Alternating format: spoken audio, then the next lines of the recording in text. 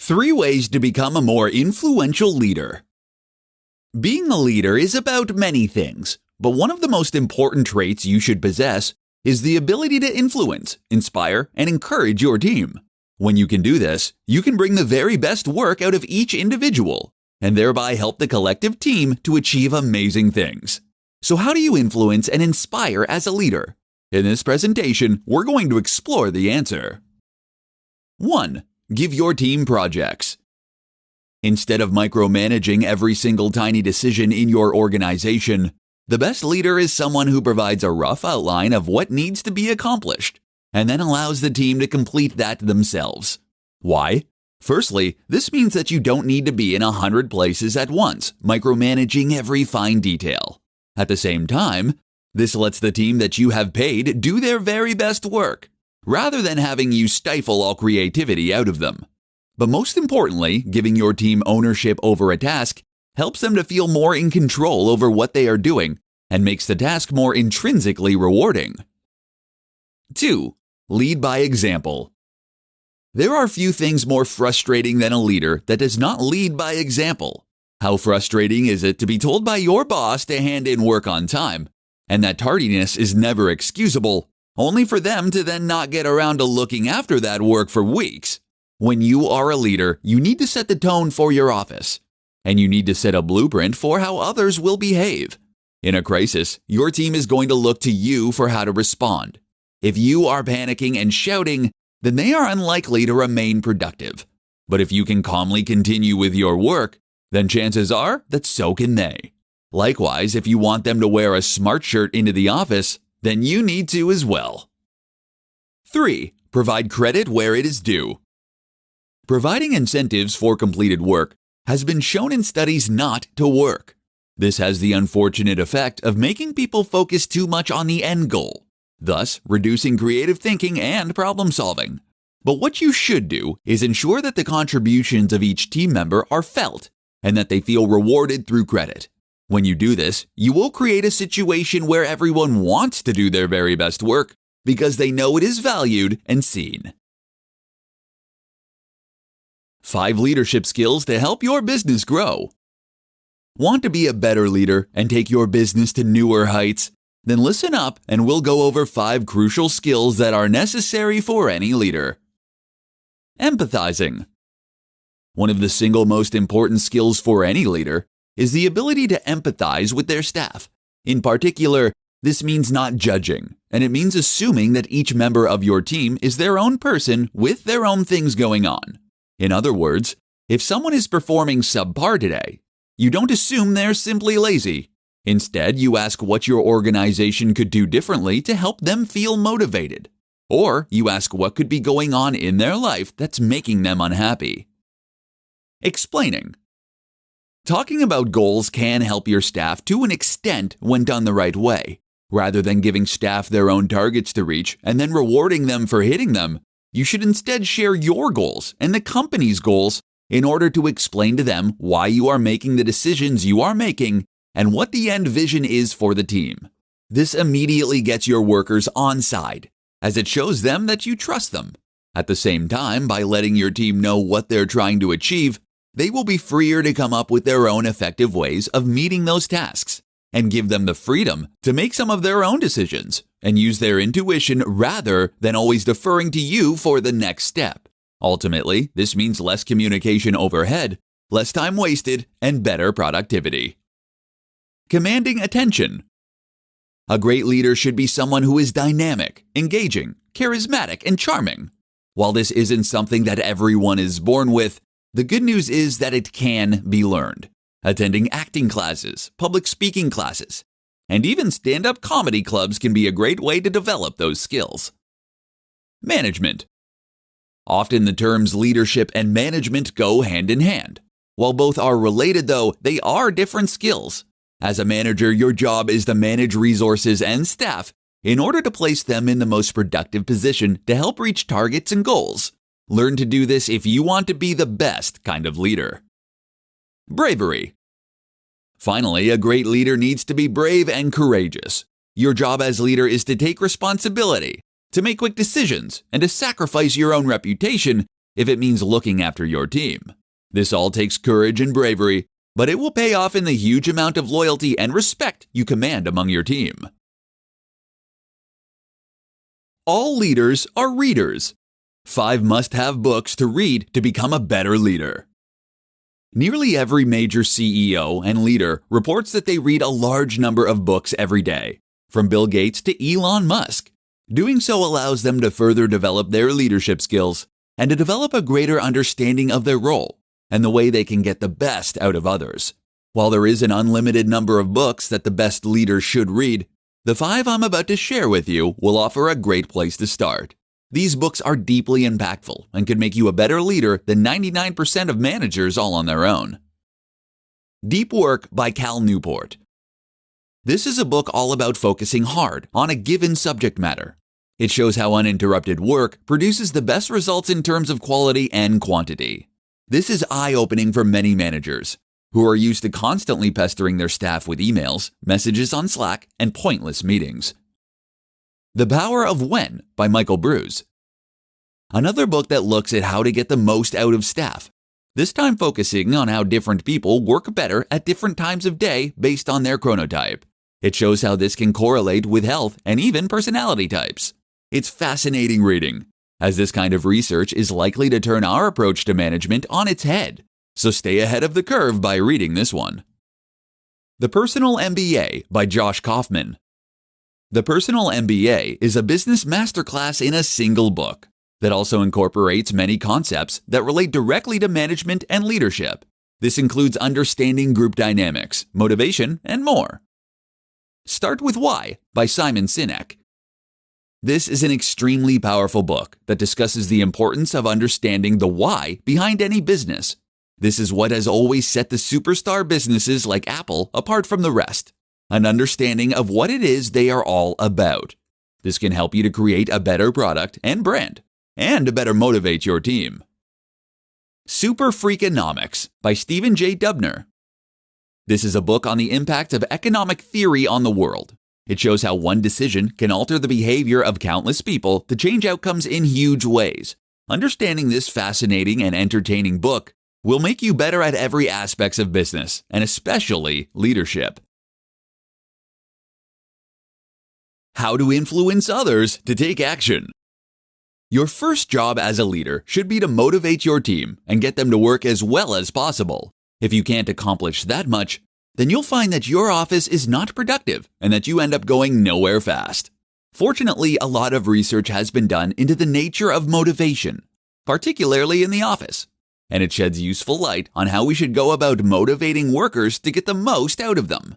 By listening to this presentation, you'll learn precisely what you need to do in order to motivate your team to work their very best. Carrot or stick? The old question here was always carrot or stick, but it turns out that the correct answer is, in fact, neither. When getting someone to perform unchallenging and repetitive labor, like filing envelopes, the carrot and stick approach has been shown to work well. However, countless studies have shown that when you want your team to work creatively and use their intuition, the exact opposite is actually true. Gamification, incentivizing, or threatening will all create a kind of tunnel vision in staff that can actually stifle innovation and creativity, as well as reducing their enjoyment of the work they do. So what do you do to motivate your staff? It turns out that the best way to get your staff to work well is to make them feel invested in their work. Give them some kind of ownership over what they produce. Give them the freedom to add their own ideas and solutions. And you will find that your staff end up working harder as of their own accord. This is why the free time at Google is so successful. This gives employees the chance to work on projects that they are interested in, and often it yields the best results. Likewise, when you take an existing task that needs completing, and you give someone the control and freedom they need to decide how that work gets done, you'll find you instantly increase their emotional investment in the task. Instead of controlling every action a person takes, you are giving them ownership of a project or a department. Now it is in their best interest to be productive, and they can decide how they want to go about achieving those goals, which is far more creatively rewarding. How to speak so others will listen. As a leader, one of your first challenges is to learn to command attention. to speak so that others will listen. After all, how can you instruct your team and get the best out of them if they won't listen to what you have to say in the first place? In this presentation, we'll discuss how to command attention and respect as a communicator and a leader. Believe in what you're saying. The number one thing that makes someone appear more charismatic is passion. If you genuinely believe in what you're saying, this will light up your entire face and body. You will speak not only with your mouth, but also your gestures and your eyes. When you do this, you convey that what you are saying is important and exciting, and you instantly command attention. Try to tap into the emotion behind what you are saying. Why is this important? Why are you excited? Anxious? Angry?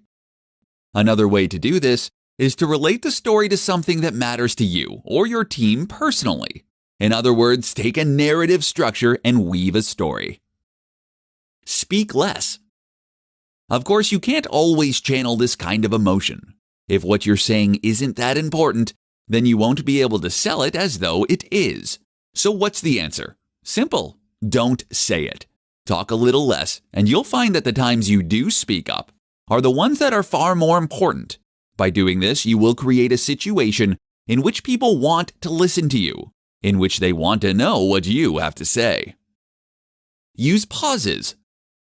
Likewise, when speaking, you shouldn't be afraid to use long pauses and moments of silence. These silences help to add a dynamic flow to what you are saying, and they encourage your audience to really listen to what you are saying. Being quiet can be a great way to build suspense and interest when telling a story, and it can be a great way to demonstrate confidence. Most of us are too afraid to be silent, as we think we'll lose our audience. Therefore, if you have the confidence to stand at the front of the office and not say anything, your staff will know that you aren't desperately trying to seek approval. Suddenly, what you have to say gains that much more importance and gravitas. How to stop blaming others and take ownership of your actions. The worst kind of leader is the leader who doesn't take responsibility. After all, being a leader is all about taking responsibility.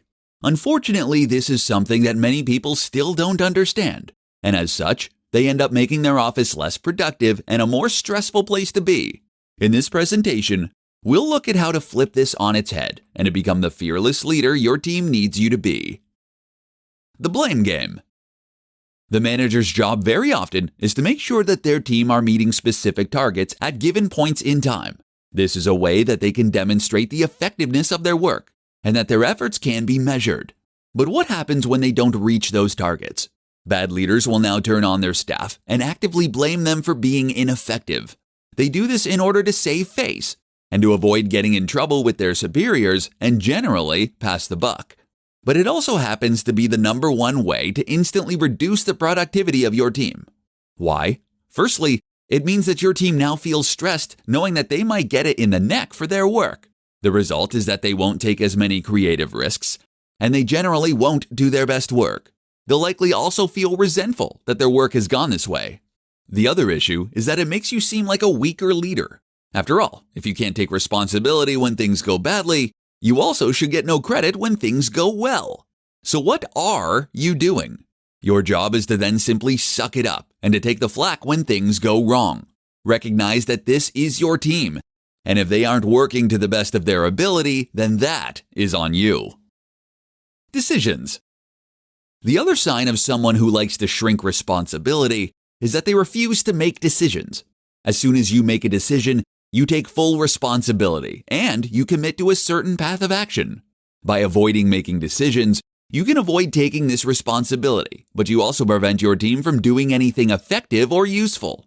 Take the responsibility, make the call, and take action. This can take a while to get used to, but it's simply a matter of changing your thinking. Your job is to be the person who makes the call and takes the flak. The 3 most common leadership mistakes.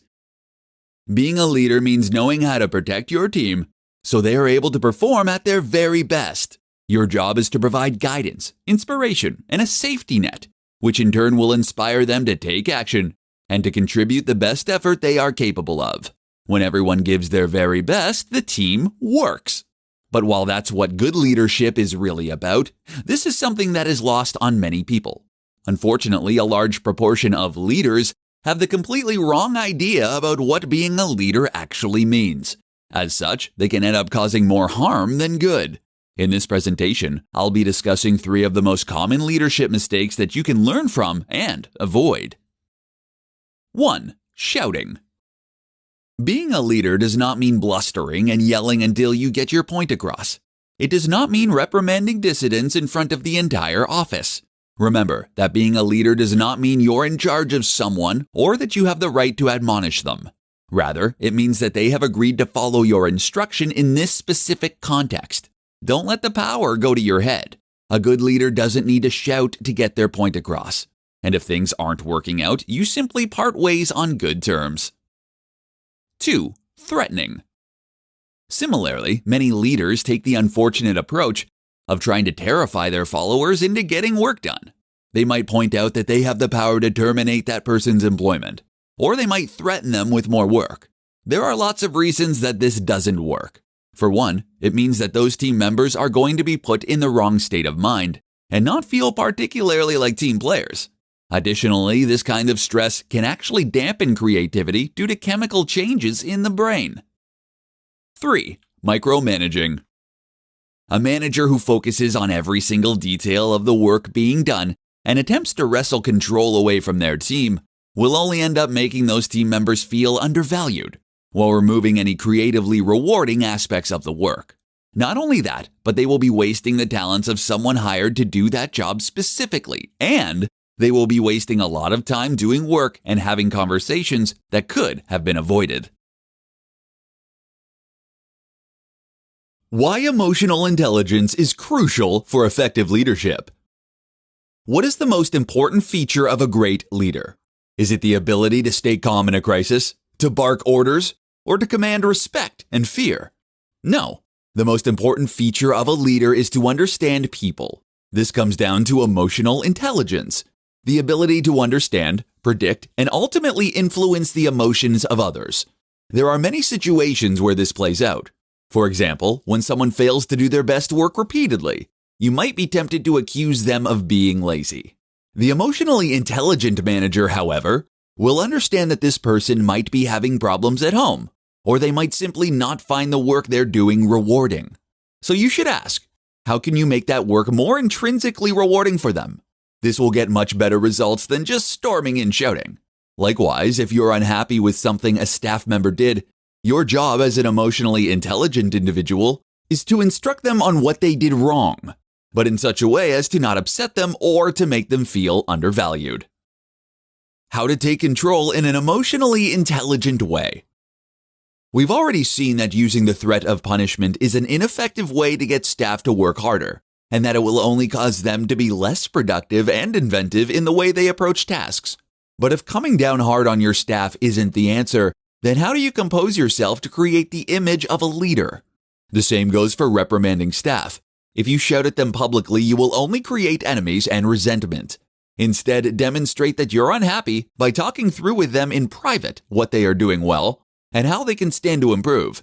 Make sure you make them feel valued and make sure they know that the issues are things that can be fixed. In a crisis, emotional intelligence becomes equally important. Perhaps the most important thing here is to remain calm and confident.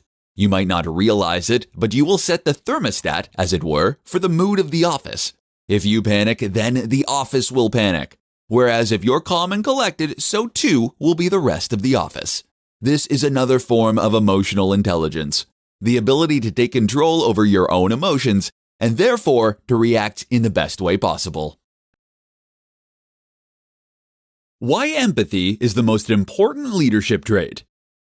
If there is one thing that needs to change about the way most people approach leadership, it's their understanding of the role of empathy. You see, many people fail to recognize that there is a role for empathy after all. Their assumption is that they can produce great work through discipline, incentives, and organization. In fact, though, the main difference between a well-liked and respected leader and one who is completely ineffectual is their ability to empathize with staff and to understand them. Trying to get someone to do as they are told because you said so is a recipe for disaster. So too is reprimanding someone because they have failed to complete their work properly. While they might toe the line for fear of being fired, This won't create workplace satisfaction, and it will likely cause them to produce subpar work. Moreover, they might well start looking for alternative employment. When someone fails to get work in on time, then ask yourself, could something be going on in their personal lives that has prevented them from completing their best work? Did you provide clear instructions and enough time? Why isn't the work inherently motivating for them? Would they like to somehow change the way they are working? By answering these questions, you can address the root of the problem. Instead of feeling watched and bullied, the person now feels supported and encouraged. Immediately, this leaves them wanting to do better work for the organization that is looking after them. But it also means that you can work together in order to come up with a great solution that will help them to do their very best work every day.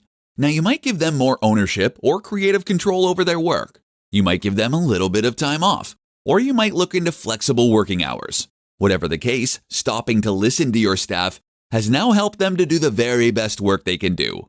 That's far better than yelling at them so that they bury their head in the sand. This can have profound impacts on the productivity of one member of staff and on their relationship with you. But now if you multiply that across countless office workers, you can completely transform the culture and work environment for the better. Learn to listen and to care. Why every manager should be trained in emotional intelligence. Emotional intelligence, EQ, is a quotient used to measure how in touch someone is with their emotions. This is fairly abstract, though, and there are methodological problems with measuring it, even more so than with IQ. But while that's true, it is also widely accepted that EQ is something that exists, and that is extremely important when it comes to taking charge and instructing your followers. It's something that every manager should be trained in. To illustrate this point, consider a real-life example of someone who was put in a leadership with poor emotional intelligence.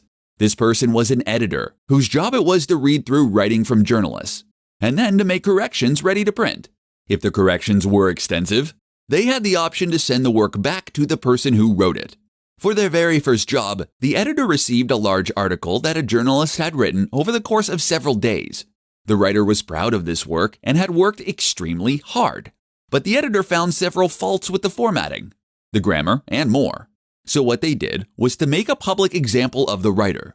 They pulled them up to their desk in a crowded office and then explained loudly to the entire team how they had failed to listen to the writer's guidelines, how they had used the wrong capitalization in their title, and how they had failed to properly link out to other websites, and how they had clearly missed several typos. They made no mention of the many positive points of the article, and they were rude about the overall quality. The result? The writer felt completely underappreciated for the work they had put in. Not only that, but they felt humiliated in front of their coworkers, and they felt especially aggravated that this was coming from someone brand new that they had never worked with before. The next time that the writer had to deliver a similar piece of work, they spent significantly less time and effort on it, and therefore delivered an inferior product. Not only that, but they took much longer than necessary to correct the mistakes. How could this have been handled? The editor could have spoken to the writer privately. They could have started by thanking the writer for their work and pointed out some of the qualities that made it a great piece of work. Then they could have mentioned that there were a couple of small issues, and if that they could be corrected as soon as possible, then the work would be good to go. The difference here is huge, and over the course of countless interactions and countless months, it can completely transform a workplace. EQ is critical to leadership.